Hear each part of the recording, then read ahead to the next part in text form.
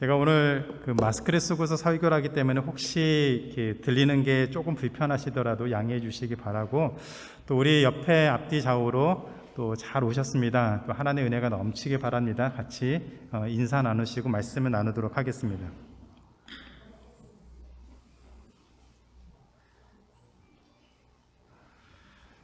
신앙생활을 하다 보면 하나님의 나라라는 말을 자주 듣게 됩니다.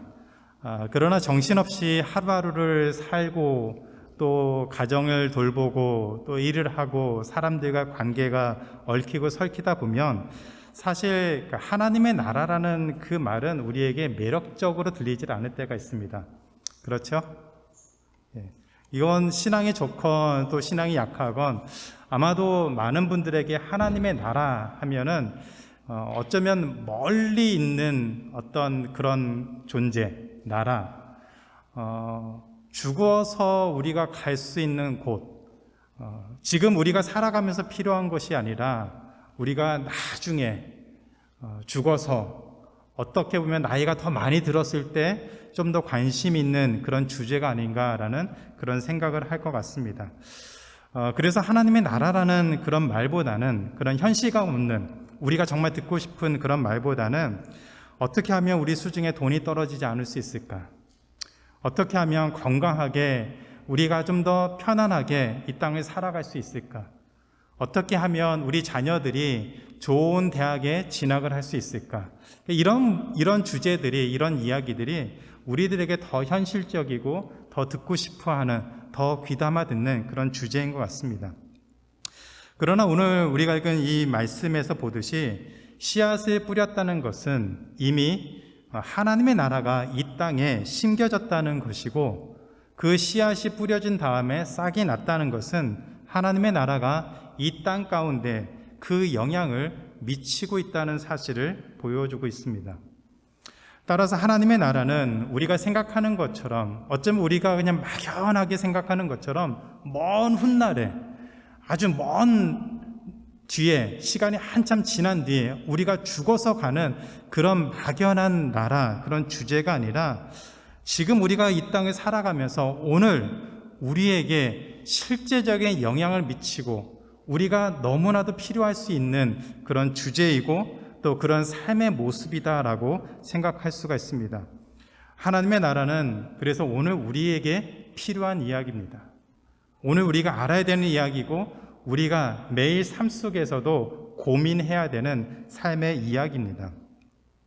예수님은 자라나는 씨의 비유를 통해서 하나님의 나라는 우리 삶의 근원이며 능력이라는 것을 분명히 말씀하고 있습니다. 하나님의 나라는 우리 삶의 근원이고 우리의 능력이라는 것을 분명히 말씀하고 있습니다.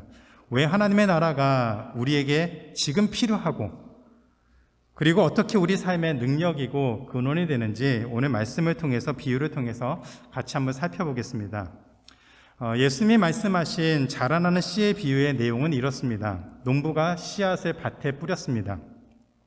어느 아침에 눈을 떠서 밭에 나가보니까 싹이 났다라고 했습니다.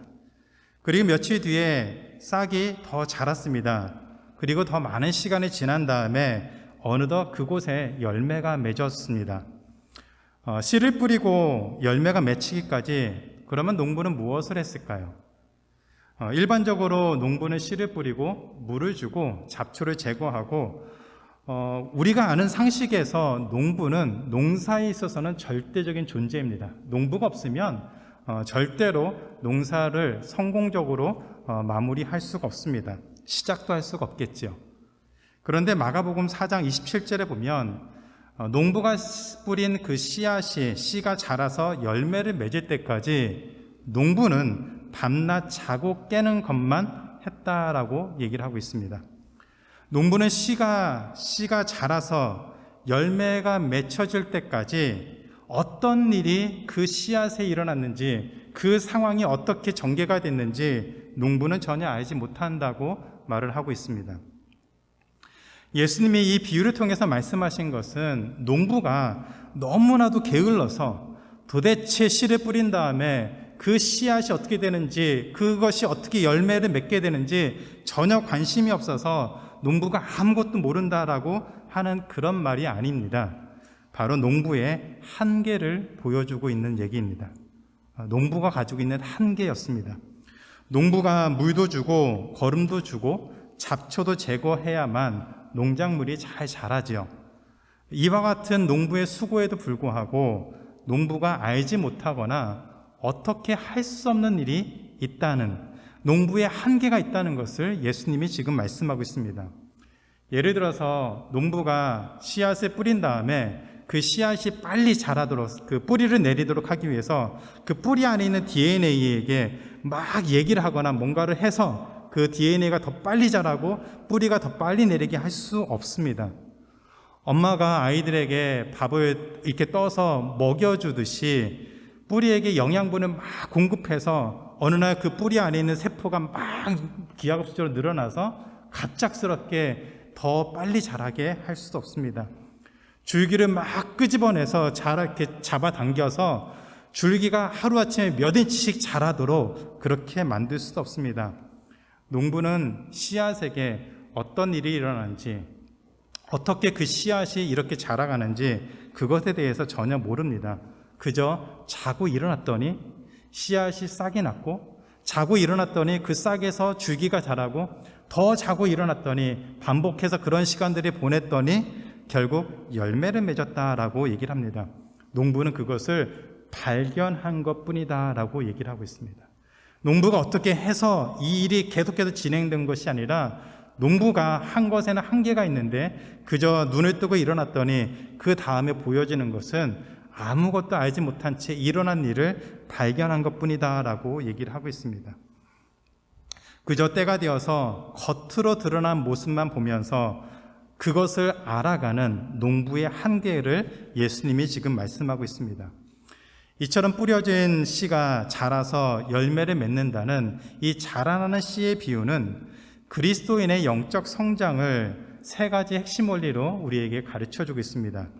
그리스도인의 영적 성장의 첫 번째 원리는 우리 안에 심겨진 씨앗은 생명이 있다는 사실을 기억하며 사는 것입니다. 우리는 하나님이 주신 생명을 우리 안에 가지고 있다는 것을 기억하고 살아야만 합니다. 씨앗이 자라서 마침내 열매를 맺는 것을 어떻게 설명해야 될까요? 예수님의 비유를 보면 밭에 뿌려진 씨앗 안에 생명이 있다라고 얘기를 합니다. 예전에 제가 한 그 뉴스 기사에서 본 것인데 연꽃 씨앗에 대한 기사였습니다. 경복궁이라는 곳에서 연꽃 씨앗이 발견됐는데 그 씨앗이 조선시대에서부터 흘러내려온 씨앗이다라는 그런 기사였습니다. 연꽃 씨앗은 몇백 년이 지나도 그 안에 생명을 간직하고 있다가 발화할 수 있는 조건, 그러니까 씨앗이 싹이 날 수 있는 그런 조건만 되면 거기에서 그 수백 년이 지나도 그 안에 있는 생명 때문에 싹이 나고 거기서부터 연꽃이 나는 그런 모습으로 진행이 된다라고 합니다. 우리가 볼 때는 아무런 변화가 없는 것처럼 보이고 어쩌면 겉에서 볼 때는 죽은 것처럼 보이는 그 작은 씨앗이 그 안에 생명이 있어서 언제든지 조건만 맞으면 그 조건만 맞으면 싹이 나고 자라고 열매가 맺는다라고 얘기를 합니다. 예수님은 바로 이 씨앗 안에 있는 생명에 대해서 얘기를 하고 계십니다. 씨앗 안에 생명이 있어서 그 생명에서 싹이 나고 줄기가 나고 꽃이 피고 마침내 열매를 맺게 된다라고 얘기를 하셨습니다. 그래서 예수님 말씀하신 이 비유는 씨앗 안에, 그 씨 안에 스스로 자라갈 수 있는 생명이 있다는 사실을 강조하고 있습니다. 농부가 어떻게 해서 주어진 것이 아니라, 그것을 끄집어낸 것이 아니라 씨앗 안에 스스로 살아갈 수 있는, 스스로 자라갈 수 있는, 그리고 마침내 열매를 맺을 수 있는 그 생명이 있기 때문에 씨앗은 반드시 자라고 열매를 맺게 된다라고 얘기를 하고 있습니다.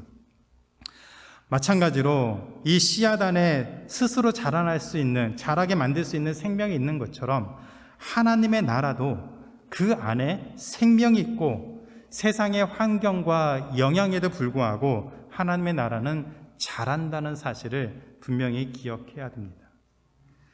제가 켄터키에서 공부할 때 가을이면 근처에 있는 과수원에 가서 과일을 따서 또 이제 사왔던 그런 일이 있었습니다. 해마다 그 과수원에는 정말 많은 열매들이 맺혔습니다. 온갖 종류의 열매들이 풍성하게 맺혔습니다.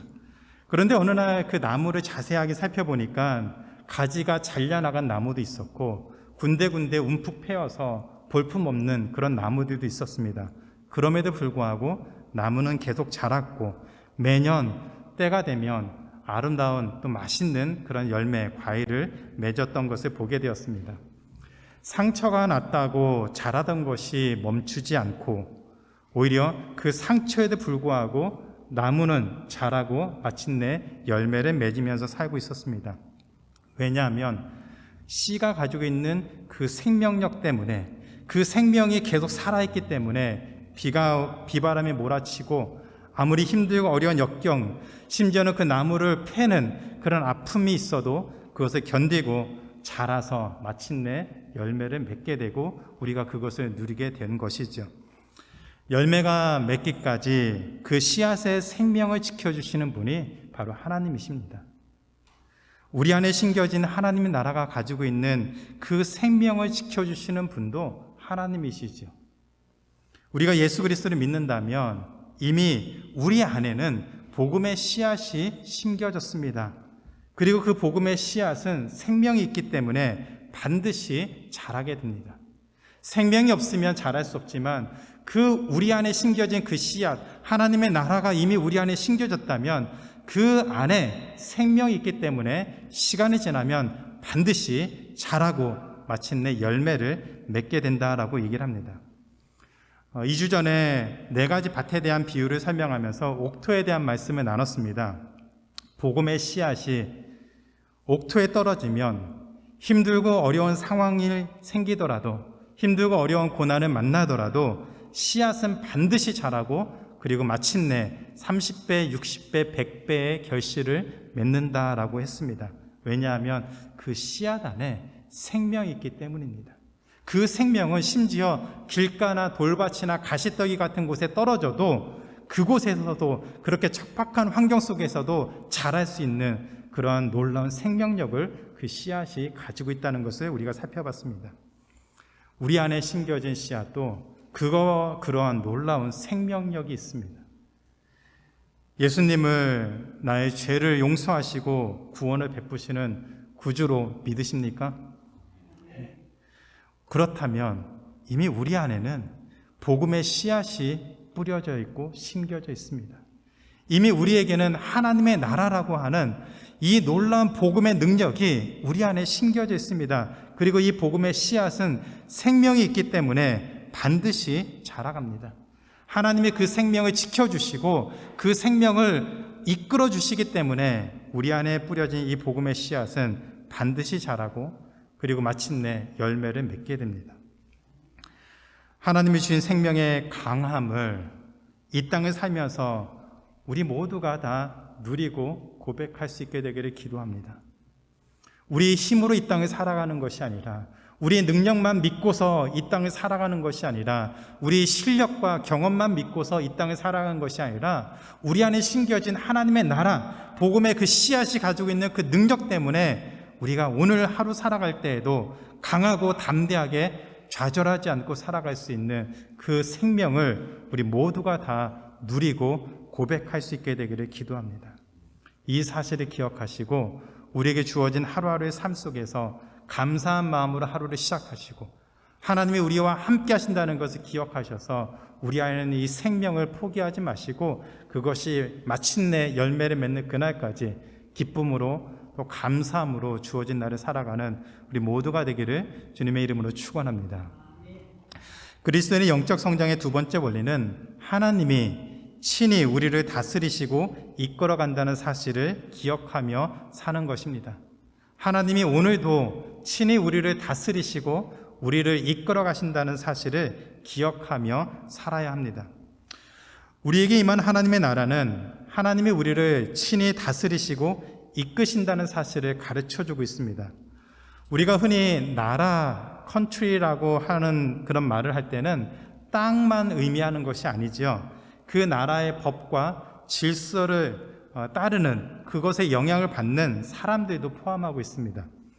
하나님의 나라가 우리 안에 들어와 뿌리를 내리고 열매를 맺는다는 것은 우리가 하나님의 영향권 아래 하나님에게 영향을 받고 사는 것을 의미하고 있습니다. 그래서 하나님이 역사의 주도권을 가지고 모든 인류의 역사와 우리 삶을 친히 이끌어 가신다는 사실을 인정하며 사는 것이죠. 우리는 그렇게 살아야 합니다.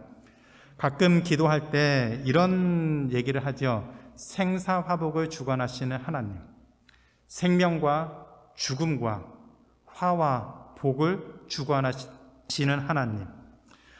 저는 그 용어가 정말 우리의 신앙 고백이 된다라고 생각합니다.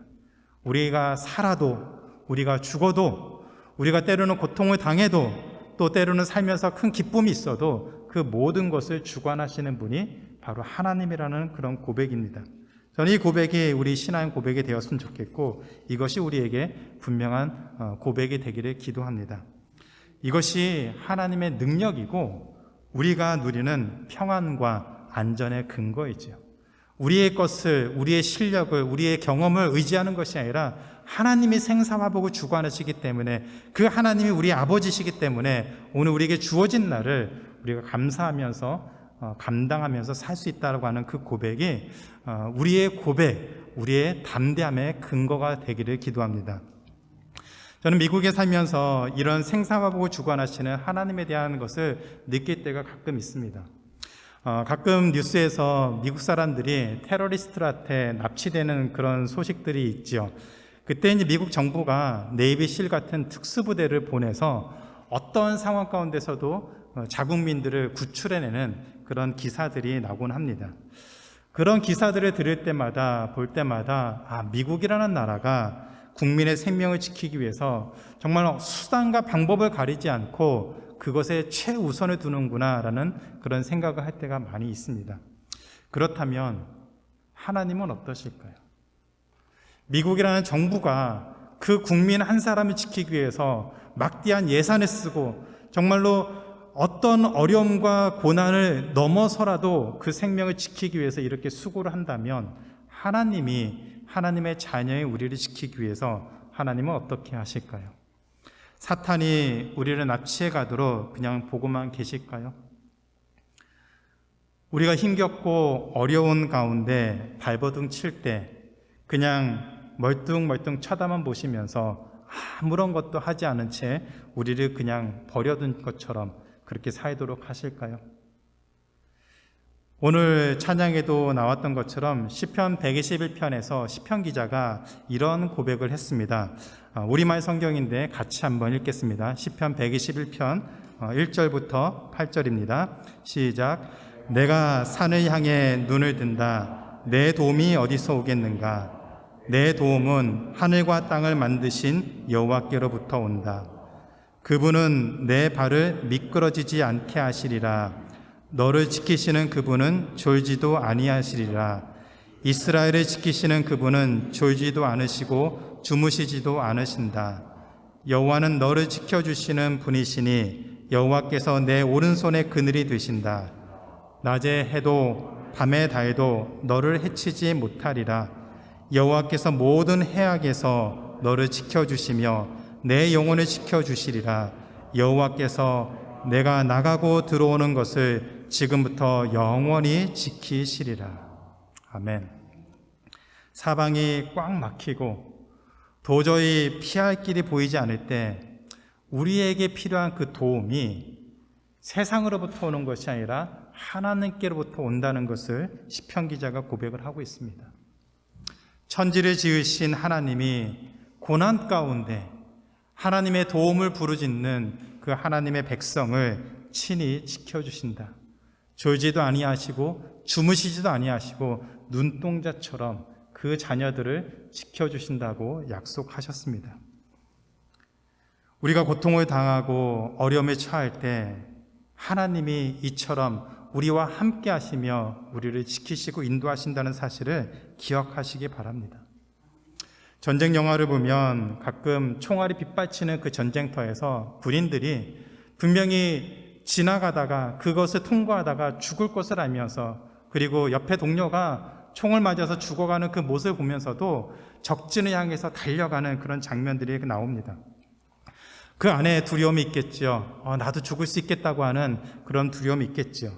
그런 상황 가운데 마음에 두려움이 있을 때 무전기에서 이런 얘기들이 가끔 나옵니다. You are under control.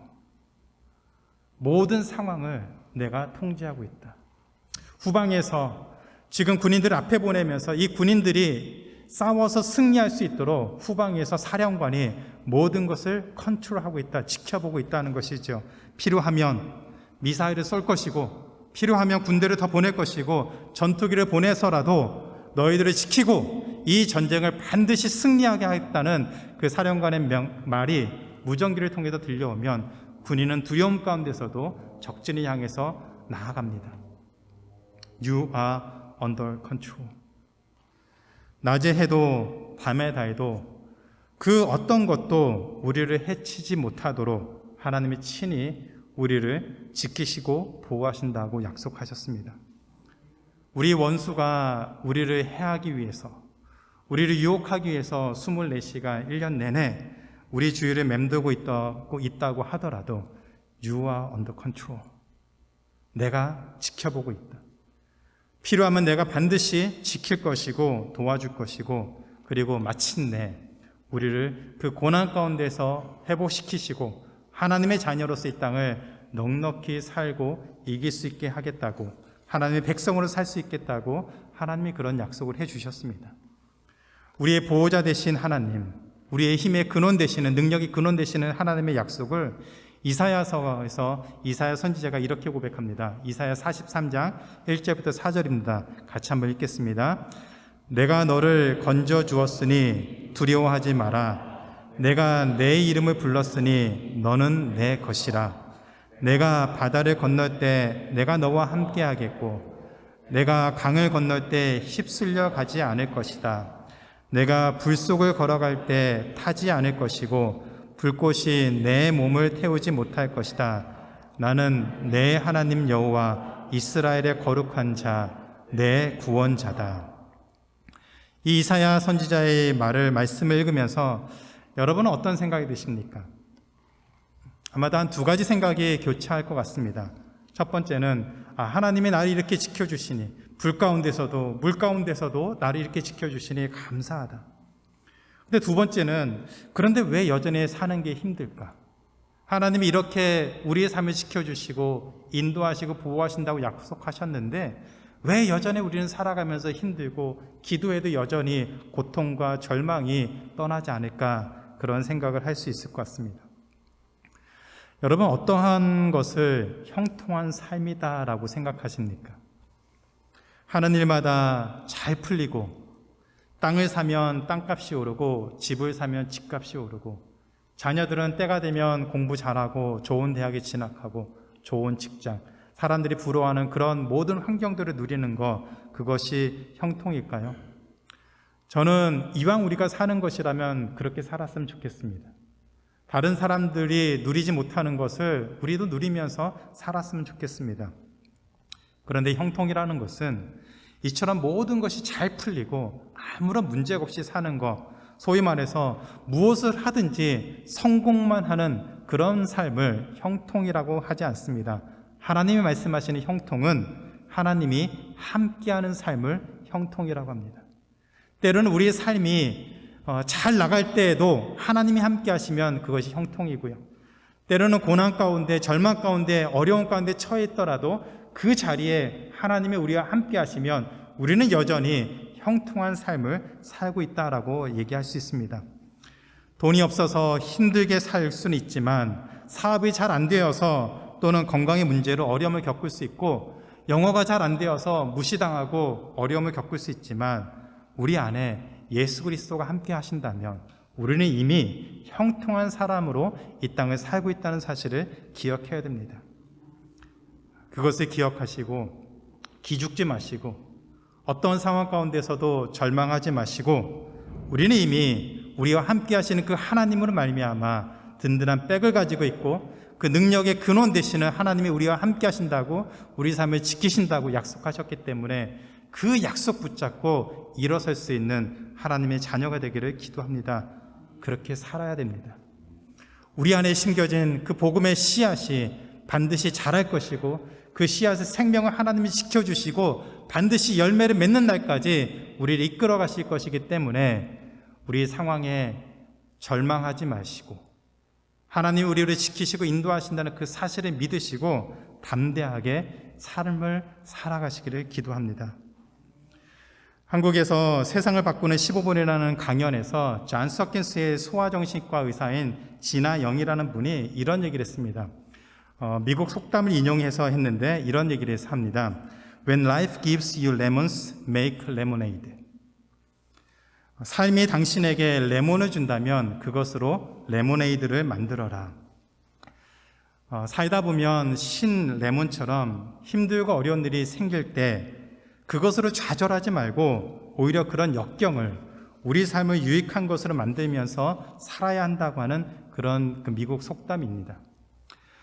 진아영 교수는 아마 여기 살고 계셨기 때문에 들어보신 분도 계실 텐데, 자율적으로 우리 조절하는 그런 맥박, 체온, 호흡, 이런 것들이 문제가 생겨서, 장애가 생겨서 발생하는 그런 자율신경계 장애로 오랜 시간 동안 고통을 당하던 분입니다. 지금도 여전히 그로 인해서 어려움을 겪고 있습니다.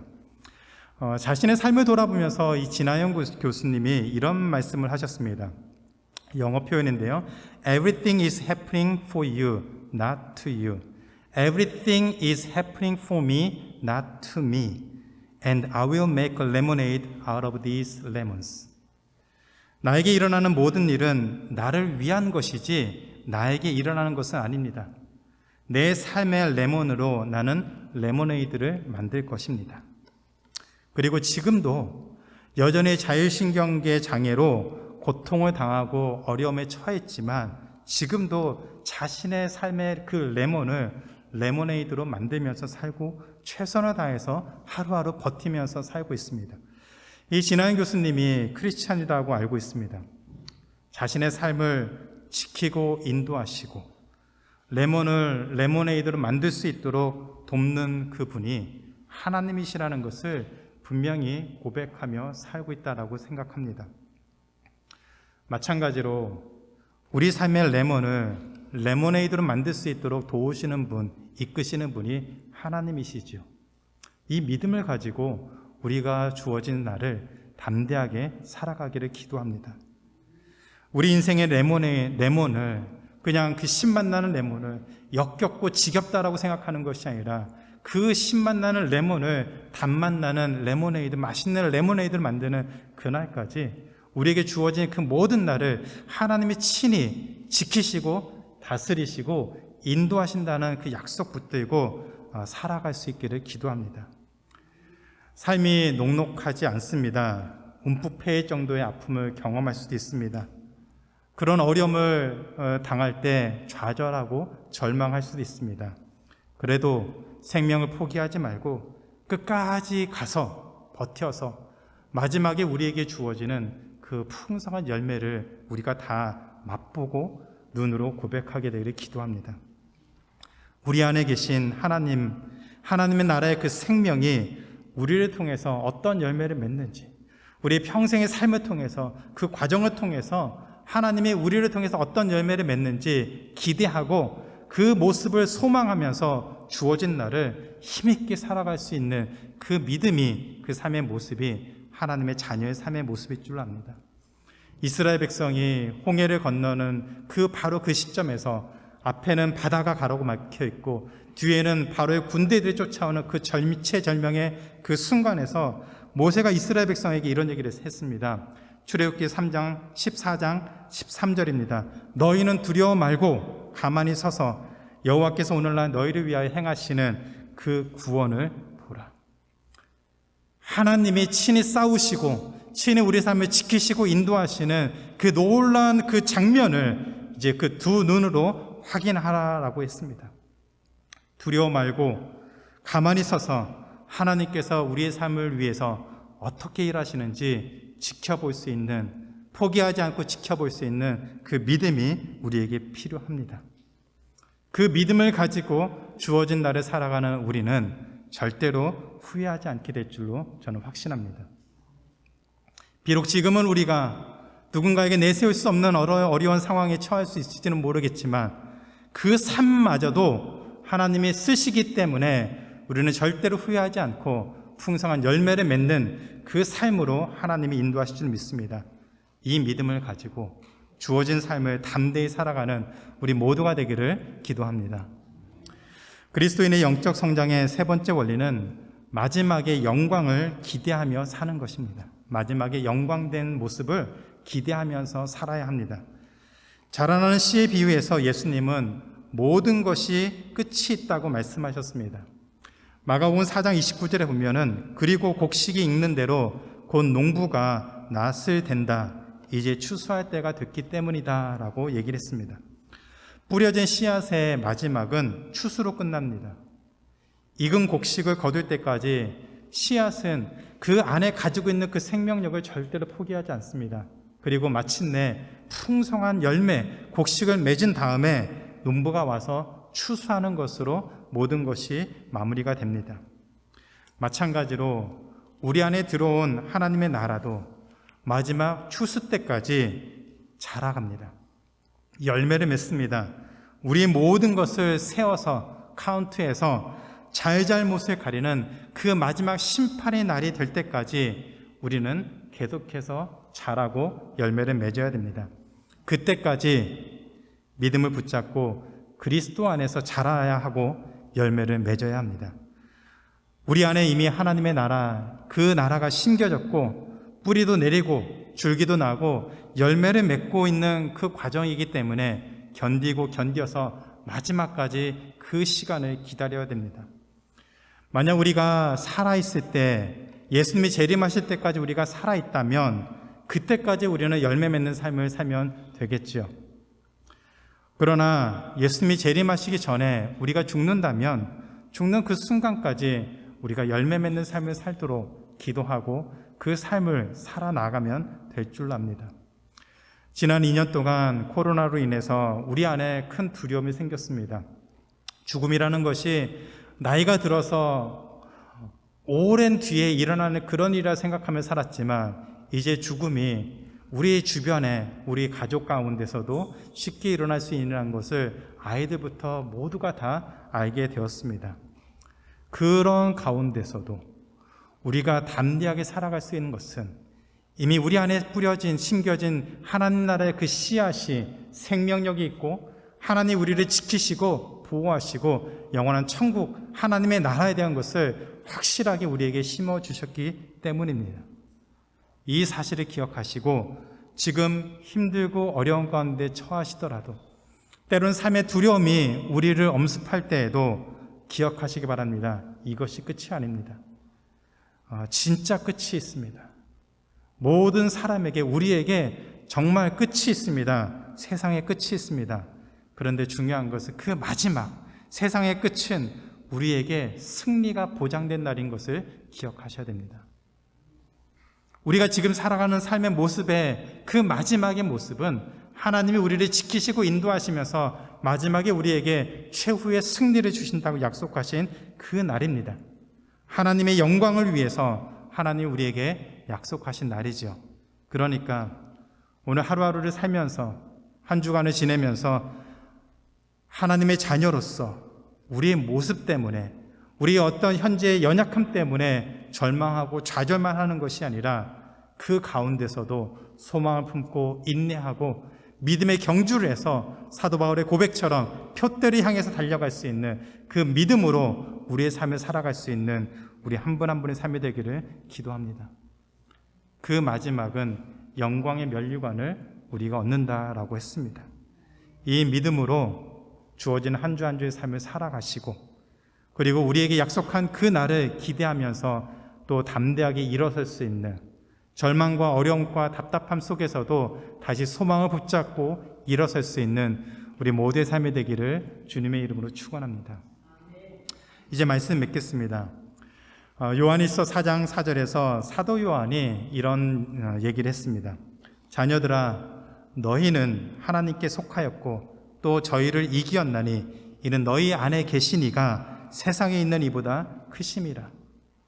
The one who is in you is greater than the one who is in the world.